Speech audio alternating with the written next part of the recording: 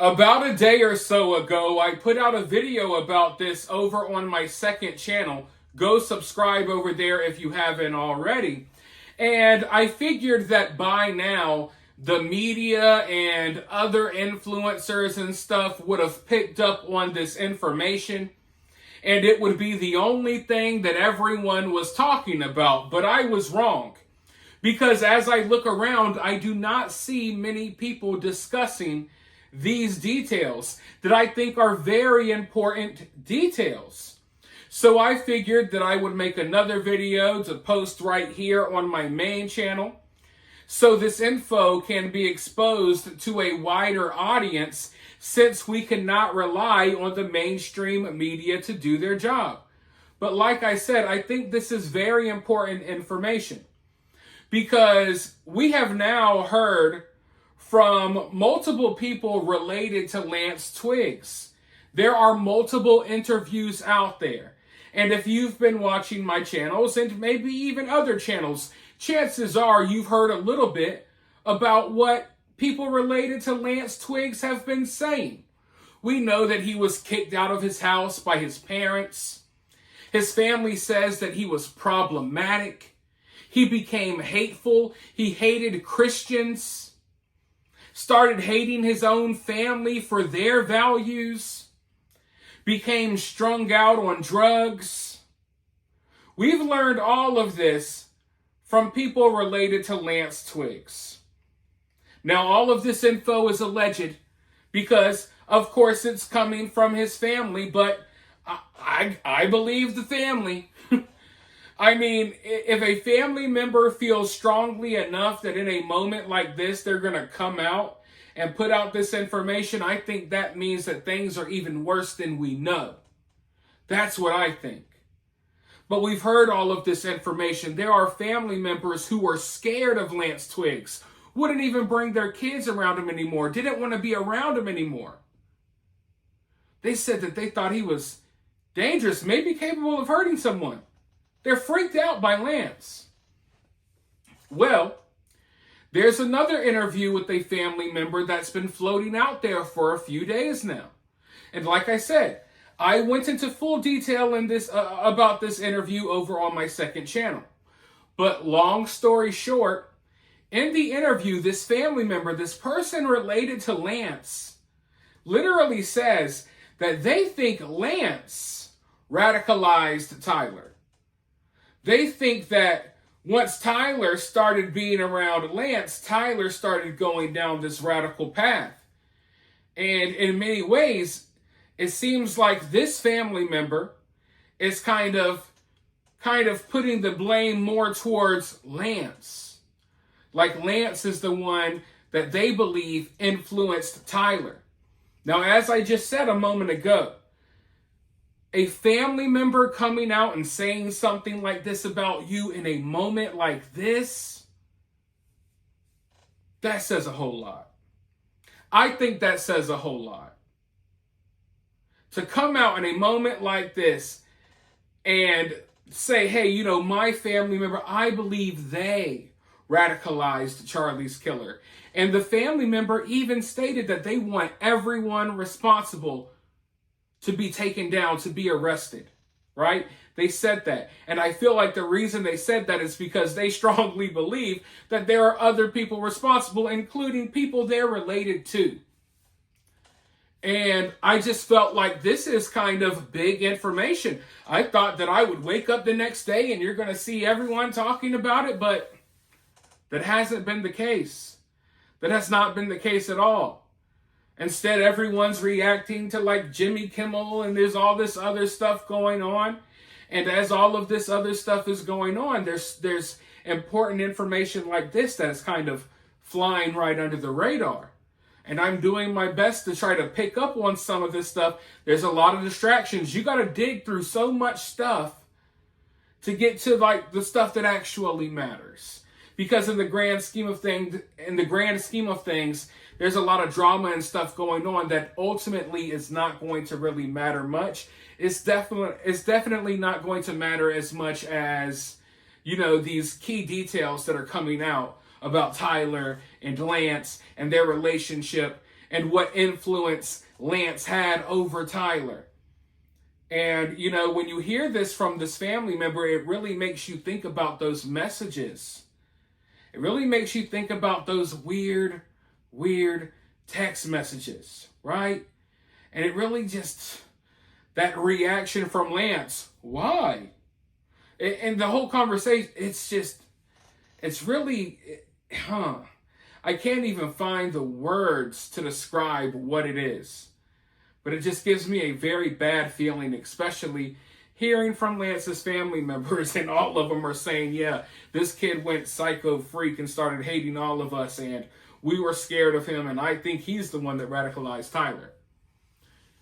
Now, with that being said, there's also something else that I've been meaning to point out in so many videos, and I always forget to make this point. So I want to make this point now before the end of this video. People close to Tyler have stated that, you know, he started going down this path. He started leaning more left, getting into the gays and furry stuff and all of that. And we know that, you know, a lot of these people on the left, not all, but a lot of them, they love their masks, right? They love their little masks, right? Ever since the lockdowns, ever since that nonsense that went on a few years ago, these people have still been wearing masks. They drive in their car with the mask on. They walk down the street in 90-degree weather with their mask on. They go into the swimming pool with their mask on. Because a lot of them, they just, I don't know what it is. I think that COVID and the lockdowns kind of broke their brain, and they still pretend to take it very seriously for whatever reason. I think a lot of these people just find comfort in having a mask on. Recently, I know that there's pictures out there of Tyler with the mask on, and even Tyler's neighbors, they said that they thought Tyler was kind of awkward. Tyler was kind of weird. And when they were questioned why, they said because every time they see Tyler, he walks kind of weird. He's often wearing all black and he always has a mask on. This is what neighbors say about Tyler, who would see Tyler and Lance, you know, every now and then when Lance would crawl out of his cave, because Lance was kind of cooped up and hidden in his apartment as he was trying to transition and taking medication and turning into Luna, or whatever the hell his new name was going to be. So he would kind of hide himself from the world, and he would only come out every now and then. And Tyler, I think, would like go back and forth, like doing other things or what have you. But the neighbors said they would always see Tyler with the mask on. There's literally an interview out there. You could go watch it. I think, I can't remember what news outlet put it out, but there's an interview literally on YouTube with this neighbor. And he says that, you know, yeah, Tyler is kind of weird, always wore a mask. So if that's the case, right? If this is one of those weirdos that never got over COVID and is still out here wearing a mask in 2025, if that is the case, why on the day that he goes and takes out Charlie Kirk, why that day of all days to not have a mask on? Right? If this is a guy who is known to be seen wearing a mask all the time and people just thought it was so weird, why, out of all the days to wear a mask, you don't wear a mask on that day? You don't wear a mask on that day, and you're on a college campus. I mean, I'm not sure how the politics and stuff are out there, but I mean, obviously there's some lefty loonies out there. There were people celebrating in the crowd. So I think you would probably blend in with the mask on. So I just find it weird that out of all the days to wear a mask, not that day.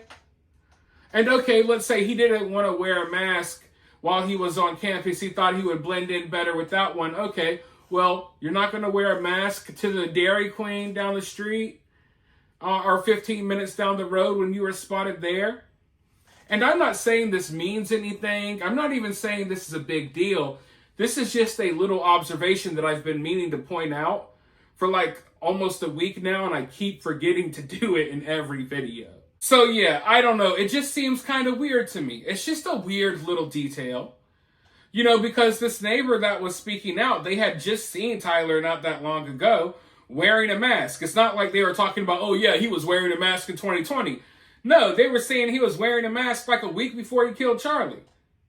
So if you're one of those people that still walks around and goes everywhere with the mask on, and there's a lot of them. There's a lot of them out there. There's a lot of them even down in places like Florida in the dead heat of the summer. They'll be in the freaking beach with a mask on, okay? There's a lot of people still like this.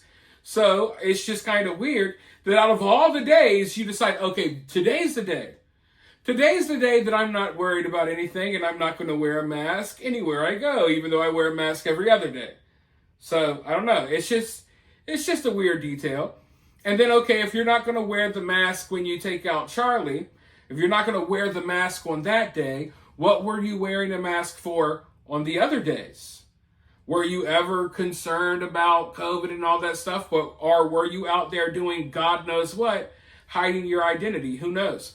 We have heard that students and even professors at this school spotted someone on the roof like a week before Charlie was killed. And we know Tyler said in his text messages that he was plotting this for like a week or so. So those are just, a few things that I wanted to point out here before the end of the video. For now, though, I want to hear from you down in the comments below. While you're down there, hit that thumbs up, hit that subscribe, ring that notification bell, and I'll talk to you all very soon in the next one.